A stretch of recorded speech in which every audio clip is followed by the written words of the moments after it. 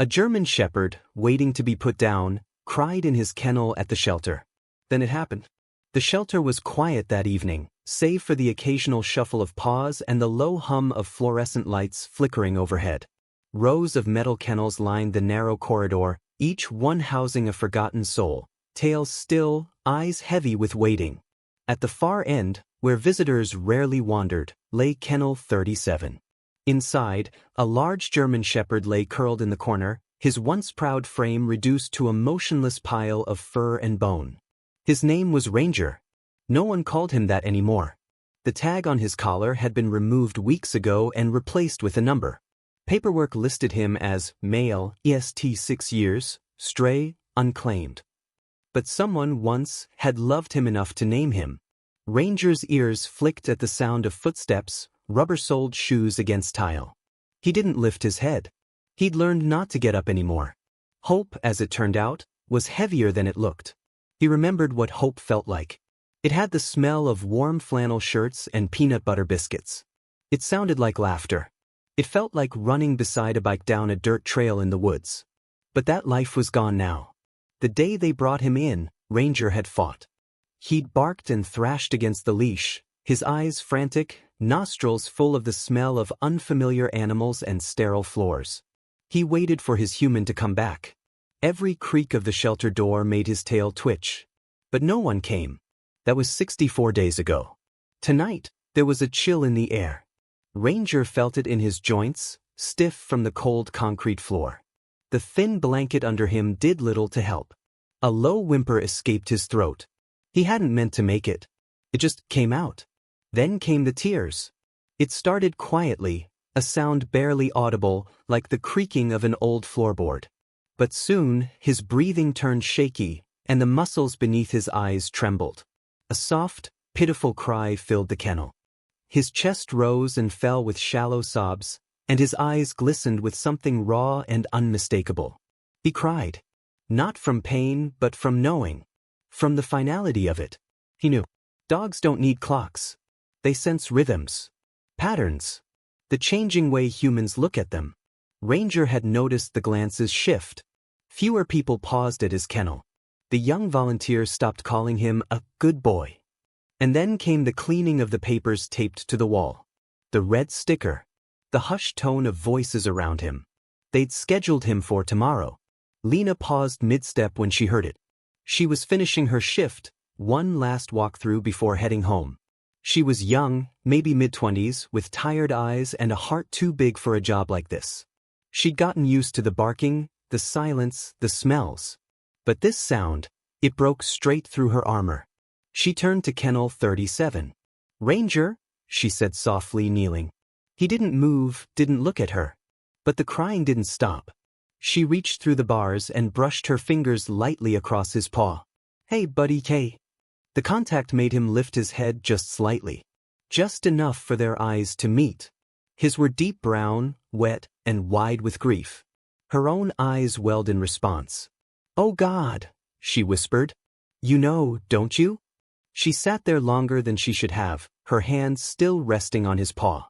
She thought about breaking the rules. Taking him home. But she couldn't.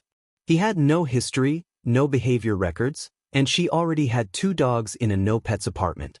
Her heart wanted to scream, but her reality kept her silent. Instead, she did the only thing she could. She pulled out her phone. A soft shutter sound.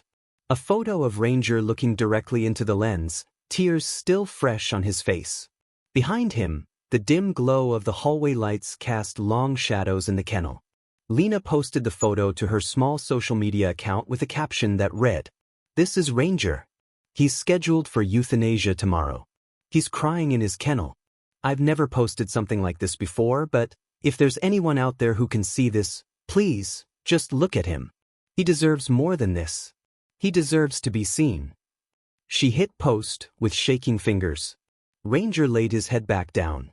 The night wore on. The shelter grew quiet again. In other kennels, dogs snored or shifted in their sleep. Somewhere, a puppy squealed in a dream.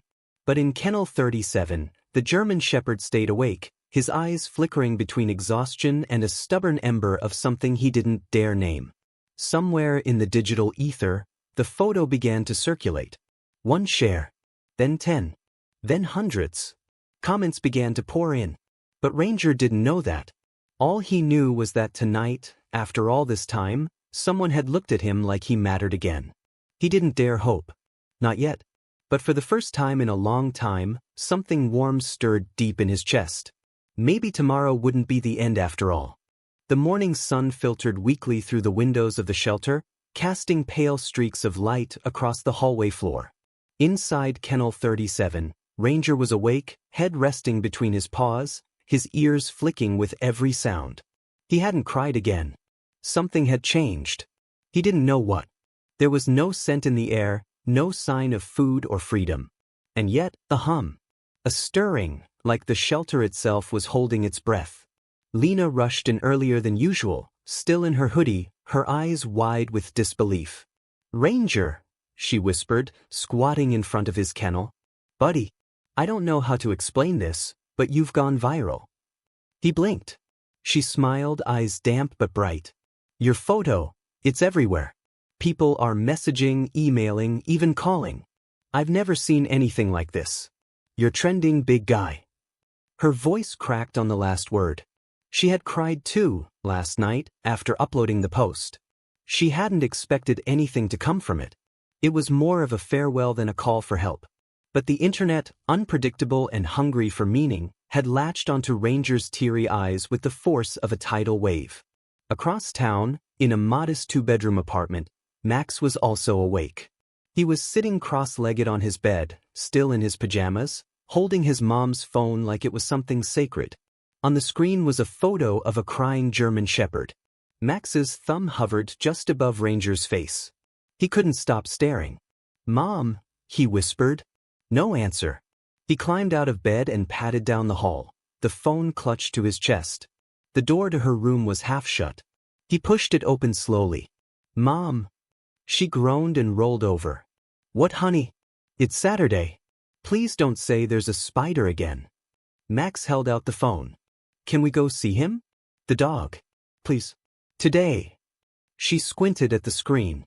Her expression changed slowly, from sleepiness to recognition to something heavier, hesitation. She sat up in bed.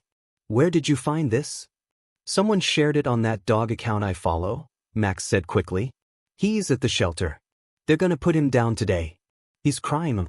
Look at him. Please." She took the phone and studied the photo. Ranger's face, hollowed and glistening, stared back at her. Her heart tightened. It had been only 4 months since their golden retriever, Buddy, passed away. Max hadn't been the same since.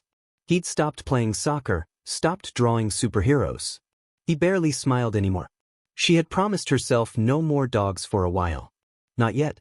But looking at her son, and then at the dog, something shifted. "Where's the shelter?" she asked.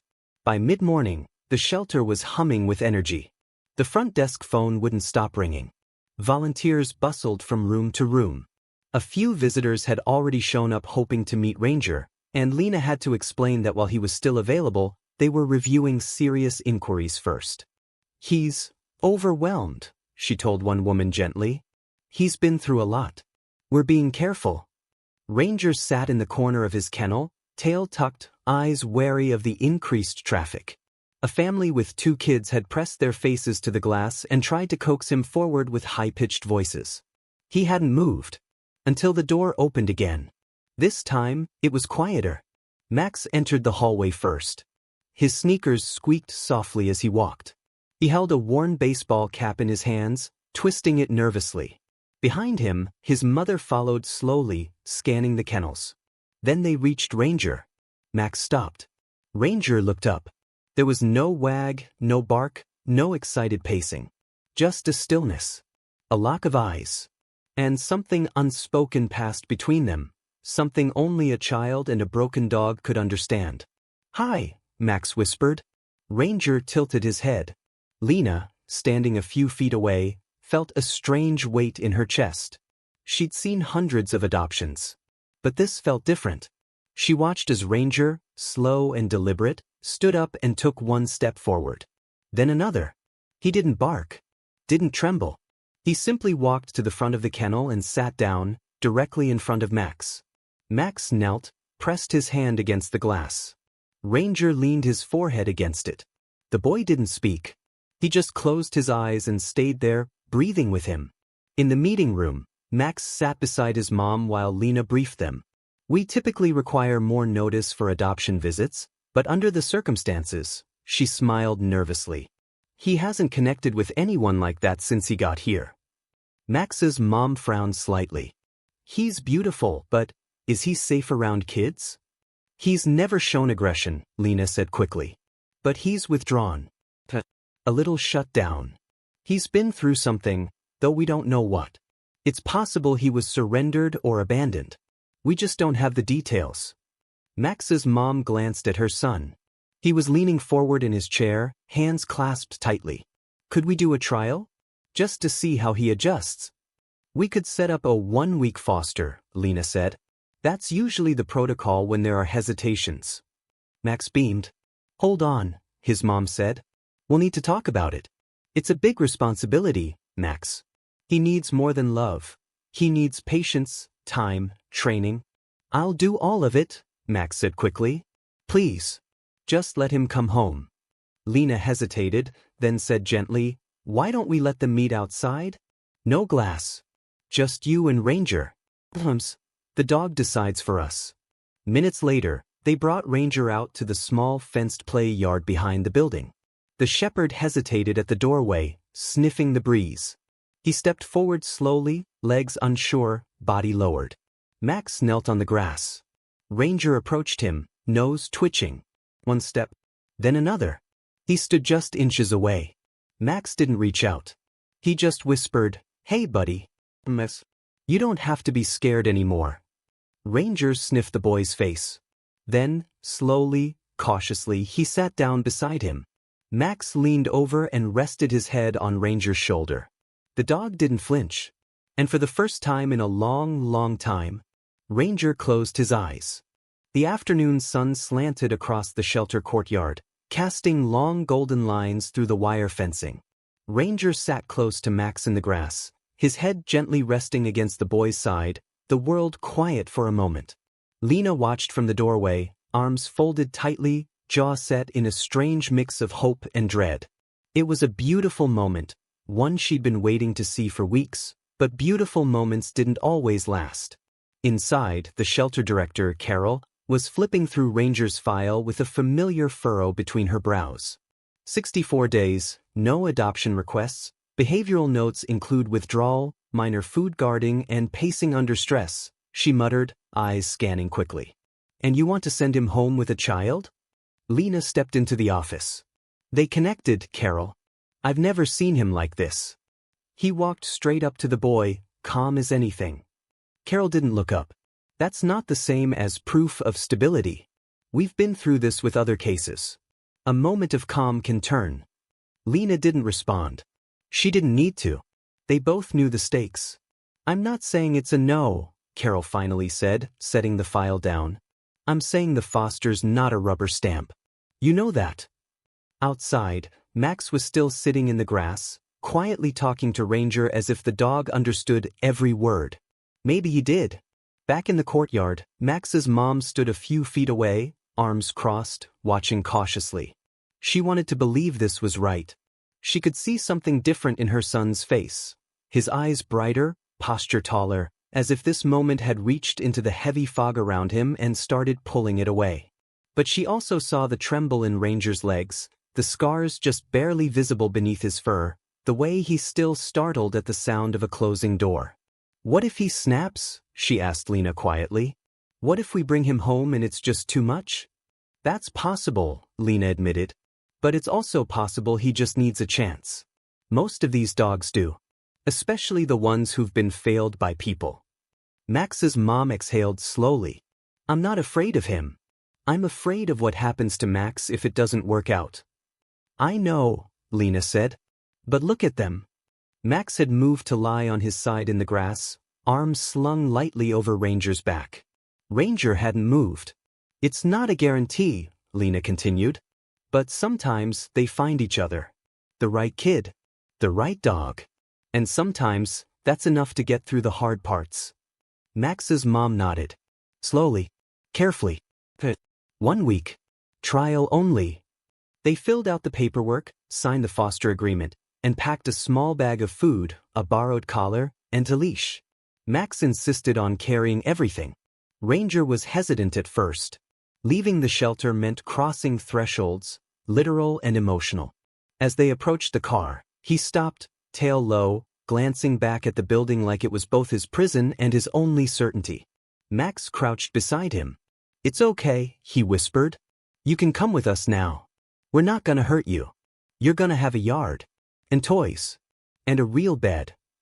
Ranger's ears perked faintly at the word bed. It was a sound he remembered, though distant, like a dream half-faded. Max didn't pull the leash. He just waited. And eventually, Ranger stepped forward. One paw, then the next. The ride home was quiet. Max sat in the back seat with Ranger beside him, one hand resting gently on the dog's shoulder the whole time. Ranger lay still, eyes open, tense but not trembling. Every street light that passed made his pupils shift. Every bump made him flinch. But he didn't whine. He didn't panic. He was trying. At home, Max's mom opened the front door and stepped aside. Ranger paused on the porch. His nose twitched. His legs stiffened. He didn't know this smell. It wasn't the shelter. It wasn't his old home either. It was new. Max stepped in ahead of him and turned, beckoning. "Come see." After a long pause, Ranger stepped inside. The first day was a learning curve for everyone. Ranger paced the house, unsure of where to settle. He flinched when the fridge clicked. He barked sharply when a neighbor slammed a car door. At night, he refused to enter Max's room, instead lying curled up beside the front door as if guarding it, or waiting for someone to return. Max tried to coax him with a blanket and a toy, but Ranger just stared. "I think he misses someone," Max said quietly that night. "Like, someone he used to love." His mom rubbed his back. "Yeah, I think he does too. Do you think they're ever gonna come back for him?" She hesitated. "No, honey. I don't." Max nodded. "Then maybe we can be his new someone." The next few days brought small victories and quiet setbacks. Ranger finally ate, but only after Max sat beside him and mimicked chewing with an empty spoon. He barked at the mail slot, then retreated behind the couch in shame, as if expecting punishment. No one yelled. Instead, Max offered a treat and sat cross-legged on the floor until Ranger came back out. He wouldn't take toys. Wouldn't touch his bed. But on the third night, Max woke up to the sound of soft padding in the hallway. He stayed still, barely breathing, as Ranger crept into his room and laid down beside the bed. His tail thumped once. Then again. Max smiled in the dark. But the biggest test came on the 5th day. Max went outside to play with a friend down the street, something he hadn't done in weeks. His mom watched from the porch, chatting with the neighbor, while Ranger stayed behind the screen door, nose pressed against it, watching. Then a loud bang. Fireworks, unexpected, early for any holiday. Ranger bolted. The screen door was no match for a panicked German shepherd. By the time anyone realized, he was gone. Max's mom screamed his name. Max turned just in time to see Ranger disappear into the trees behind the house. The boy dropped everything and ran after him. "Ranger!" The forest swallowed them both. The woods behind the house were thick and disorienting, even in daylight. Now, with the sun fading and shadows stretching like long fingers between the trees, the forest felt impossibly large. Max ran blindly, heart pounding, calling out between gasps. "Ranger! Ranger!" Branches slapped his arms and face. The cold air stung his lungs. Every second felt like it stretched out forever. His sneakers slipped on the wet leaves, and more than once he stumbled, but he didn't stop. He couldn't. He'd lost Buddy once. He wasn't going to lose Ranger too. Behind him, his mother's voice echoed faintly, but she couldn't keep up. Not on foot. Not through this terrain. The forest thickened, and Max stopped for a moment, trying to listen. The sounds of the neighborhood were long gone. Only the wind and the occasional rustle of small animals moved through the trees now. "Ranger," he called again, quieter this time. A whisper. A plea. "Please come back." There was no answer. Back at the house, Panic set in. Max's mom was on the phone with 911, trying to stay calm. Yes, my son chased our dog into the woods behind our house. He's 10. He's wearing a blue hoodie. I don't know how far he's gone. Please, just send someone. The operator spoke in clipped tones. Professional. But it did little to settle the storm inside her. Lena had arrived moments after the call. She'd seen the news on her phone, a frantic community post, already shared dozens of times. Missing child and foster dog, last seen near Eastwood Trail. When Lena got there, she didn't even knock. She ran straight to the backyard. I'm going after him, she said, yanking a flashlight from her car. I know Ranger. If we find him, we'll find Max. But what if Ranger ran away for good? Max's mom whispered, barely able to say the words aloud. Lena looked her in the eye. He didn't. Meanwhile, Max had reached a small clearing, chest heaving, eyes darting from tree to tree. He turned in a slow circle, disoriented. He hadn't realized how deep he'd gone. He'd never been this far into the woods, even when Buddy was alive. And now he was alone. He sank to his knees, pressing his hands to the ground. Please come back, Ranger, he whispered, voice cracking. I didn't mean to scare you. A branch cracked behind him. Max turned, breath caught in his throat. Nothing. He squinted. Shadows played tricks. Was that movement? Ranger, he called, barely audible now. Then, another sound. Closer. Heavy breathing. Paws padding against wet earth. And then, he saw him. Ranger stepped out from the trees, slow and careful, his body low but his eyes locked on Max. Ranger! Max shouted, scrambling to his feet. But the dog didn't move toward him. He stood perfectly still, ears up, tail stiff. He was staring at Max, but also behind him. Max turned just in time to see a steep slope only feet away. The kind of slope you don't notice until it's too late. And in his frantic running, Max had stopped just shy of it. A few more steps, and he would have fallen straight down into the ravine. Ranger growled, not in fear, but command. Max froze.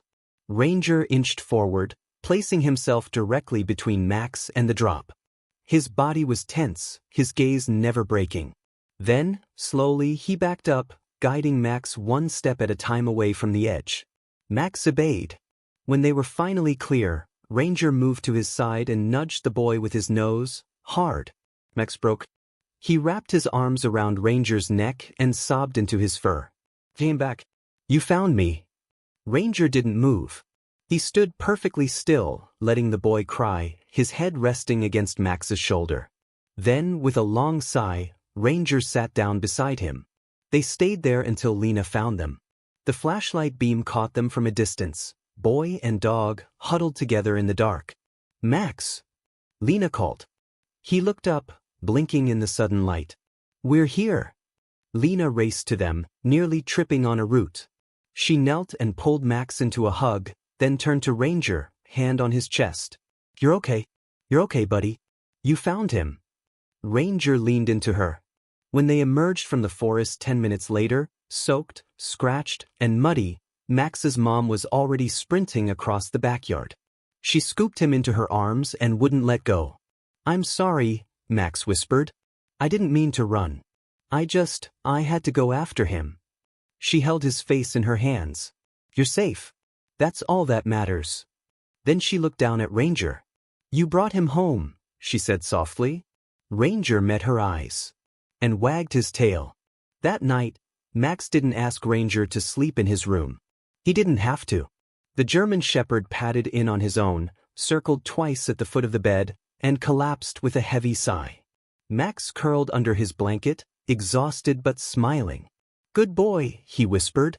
And for the first time since Buddy passed away, Max drifted into sleep without feeling alone. Back at the shelter, Lena updated Ranger's file one last time.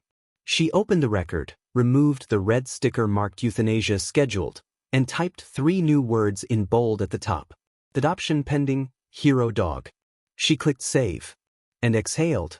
The next morning arrived gently, like the world knew not to disturb the peace that had finally settled in. Sunlight poured through Max's window, casting warm golden shapes on the hardwood floor. Ranger lay sprawled across the foot of the bed, chest rising and falling in a deep, steady rhythm. His ears twitched occasionally in sleep, but he didn't wake. For once, he wasn't on alert. He wasn't listening for footsteps that never came. He wasn't waiting to be left behind. He was home. Max stirred, eyes opening slowly, his arms stretching with a yawn. For a moment, he looked around as if to confirm that it wasn't a dream. Then he saw the dog. Ranger, his tail thumping lazily against the mattress, lifted his head just enough to meet the boy's gaze. "You stayed," Max whispered, smiling. Ranger let out a quiet breath through his nose and laid his head back down, content. Downstairs, Max's mom stood in the kitchen, sipping coffee and staring at her phone screen, the blue light reflecting in her tired but softened eyes. The local news had picked up the story. Boy and dog found safe after forest scare. Foster pup called a hero.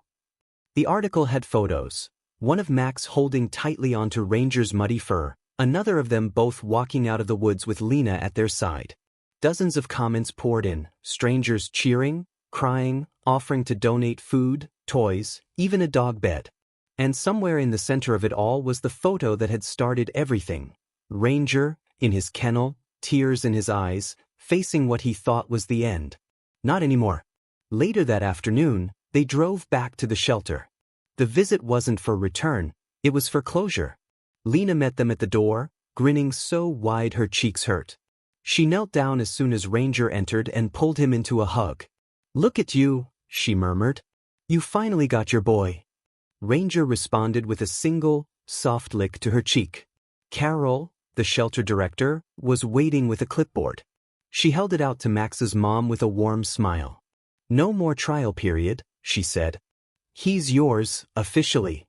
Max's mom blinked back sudden tears as she signed the paper. Max was busy showing Ranger around the waiting room, introducing him to every chair, as if it were a museum tour. "That's where I sat when we met. That's the plant you sniffed. And that," he pointed dramatically, "is the squeaky door you didn't like." Ranger wagged his tail. He remembered. Before they left, Lena pulled Max aside. "I want to show you something," she said, guiding him to the computer at the front desk. On the screen was the original photo of Ranger, the crying one. The one that had gone viral. But beside it now was another picture, Ranger asleep on Max's bed, a peaceful half-smile on his muzzle, his body curled gently around a stuffed toy. "It's your turn to give him a new story," she said. Max looked up at her. "I already am." The first few weeks were full of firsts. Ranger barked the first time the mailman came, and this time, Max laughed instead of flinching. He learned to chase tennis balls across the yard, though he always returned them with a polite drop at Max's feet, not a chaotic leap like Buddy used to do. He discovered the couch and promptly claimed the left side as his throne. No one argued.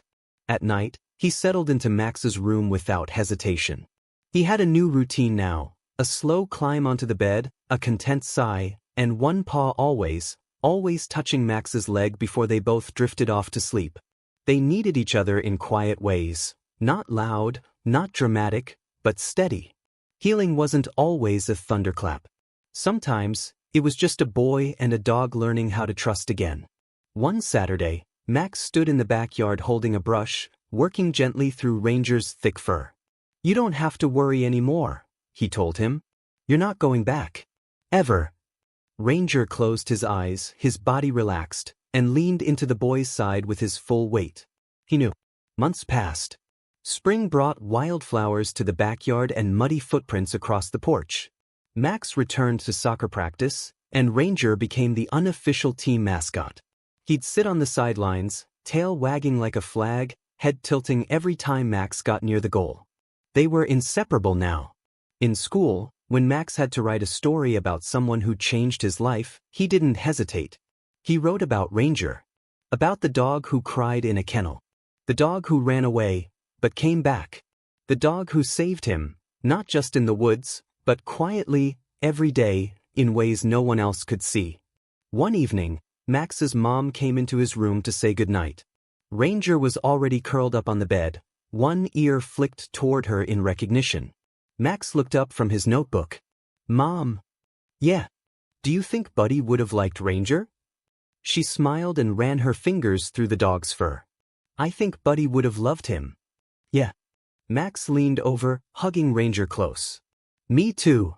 Outside, the stars blinked awake, and the quiet hum of life settled over the house. Inside, the boy and the dog, both once broken, both once lost, slept soundly beneath the same roof. No more kennels. No more fear. Just home. Just love. Just a new beginning.